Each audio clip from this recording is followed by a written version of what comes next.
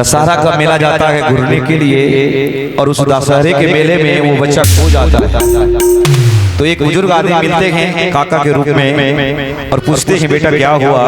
बड़ा सुंदर सी लाइन बताते हैं और बोला घर कहाँ है। तो बोलता है कि मुझे घर गांव का नाम नहीं मालूम लेकिन मेरे गांव में एक काली माँ का मंदिर है वही केवल याद है। बड़ा सुंदर सा रचना ये सुना रहा हूँ बड़ा प्यारा स्वभाव। हमरा के रहिया बताईदा पानी भुलाइल हमरा घर पहुँचाईदा ना जानी गौवा के ना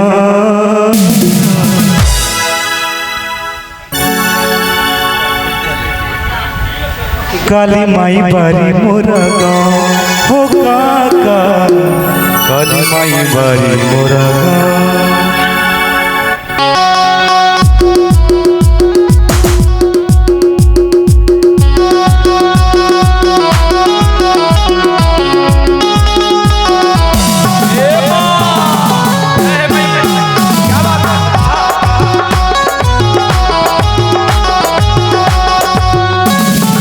हमरा के रहिया बताएदा पानी भुलाइल हमरा घरे पहुँचाएदा। काका हो हमरा के रहिया बताएदा पानी भुलाइल हमरा घरे पहुँचाएदा।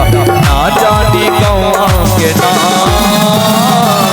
काली माई बारी मोरा गाँव हो काका काली माई बारी मोरा गाँव हो काका काली माई बारी मोरा गाँव। हो हमरा के रहिया बताएदा पानी भुलाइल हमरा घरे पहुँचाएदा। ना जाने गौआ के नाम काली माई बारी मोरा गाँव हो काका काली माई बारी मोरा गाँव हो काका काली माई बारी मोरा गाँव।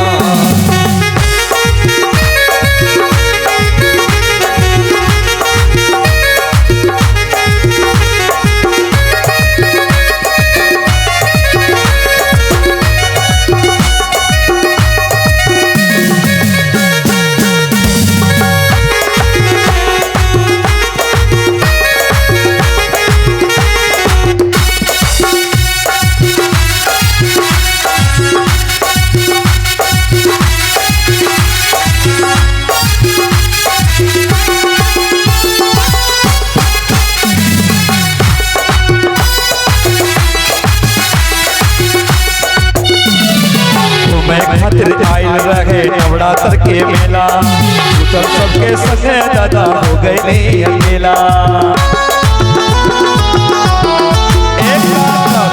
खातिर आयल रहे नवरात्र के मेला उतर सबके संगे दादा हो गए अकेला।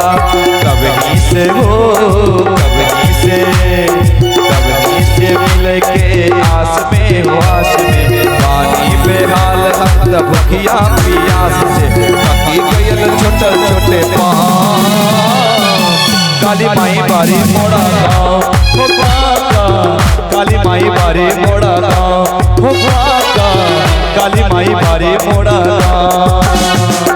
काका वो हमरा के रहिया बताएदा पानी भुलाइल हमरा घरे पहुँचाएदा। ना जानी गौआ के नाम काली माई बारी मोरा गाँव हो काका काली माई बारी मोरा गाँव हो काका काली माई बारी मोरा गाँव।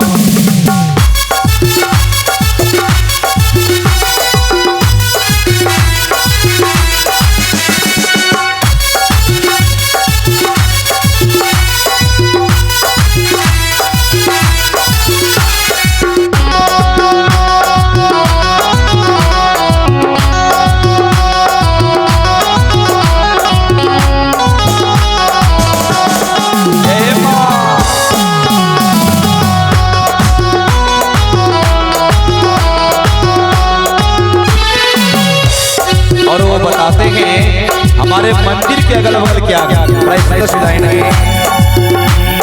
क्योंकि हमारा पूरब यारी मंदिर बाटे भारे आरे आरे मंदिर आके लागल बा फुलवारे।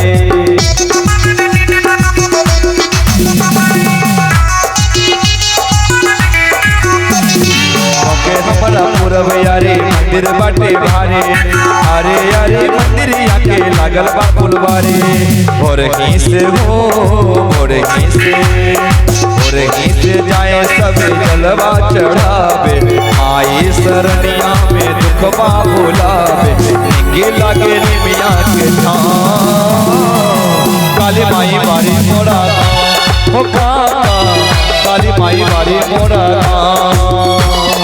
काका हो हमरा के रहिया बताईदा, पानी भुलाइल हमरा घरे पहुँचाईदा, ना जानी गौआ के नाम।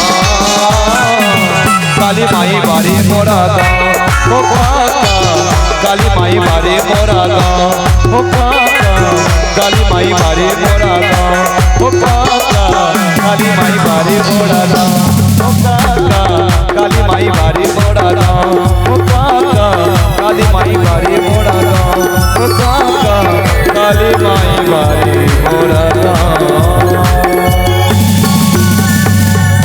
बोल काली मैया की।